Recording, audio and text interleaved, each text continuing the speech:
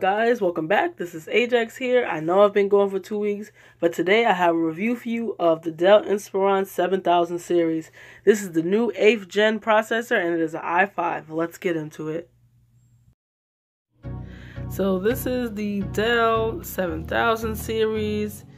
This is all the things that it come with. It is a 2-in-1, so it's a convertible. You can turn it into laptop mode. I don't do that.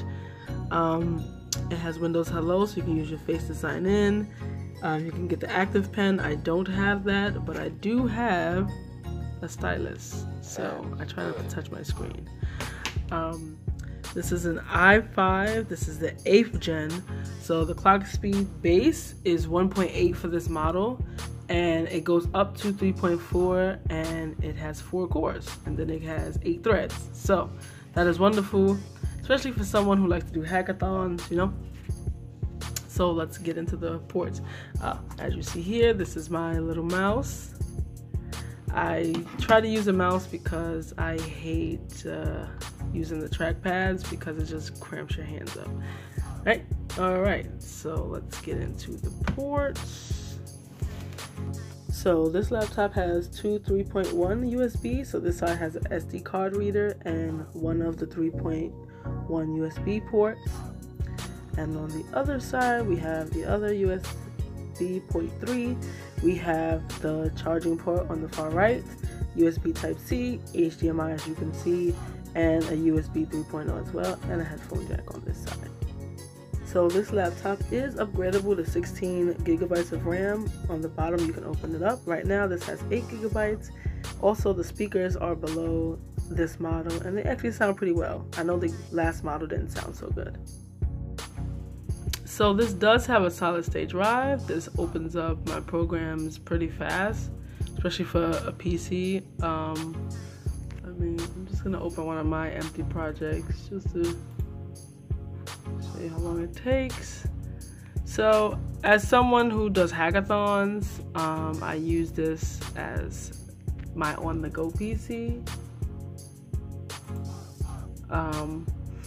Also, it works like a charm. Like, it doesn't get loud. The only time you hear it is when it needs to use all cores and threads. So like when I run a large scale project, like this is a small scale project, so you're not gonna hear any noise.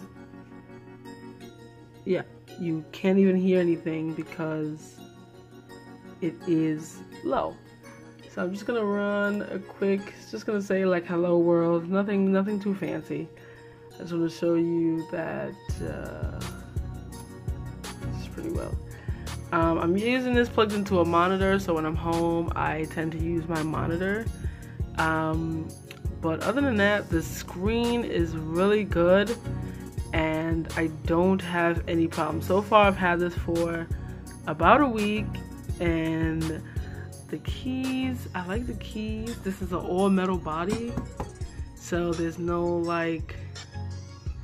flex at all on the keyboard. Everything is built, it's almost bezel-less, I would say. Like, that much is being taken up.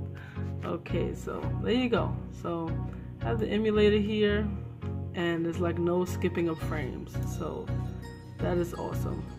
Sorry, I minimize that. Put that down. But yeah, no skipping of frames, which is really awesome. As you see down here, I have IntelliJ, I have Visual Studios, I'm gonna have Unity. So lastly, I just want to get into the battery life.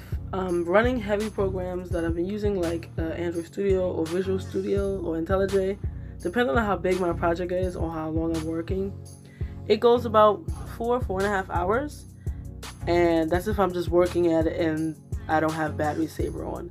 With battery saver on, I'll get like maybe extra half an hour, extra hour. But regular video watching, streaming, checking emails, and doing regular tasks, I can get around 7 to 9 hours. But keep that in mind, I keep it on battery saver mode. My screen is not on high brightness when I'm using for regular tasks. So just keep that in mind when you're thinking about purchasing this.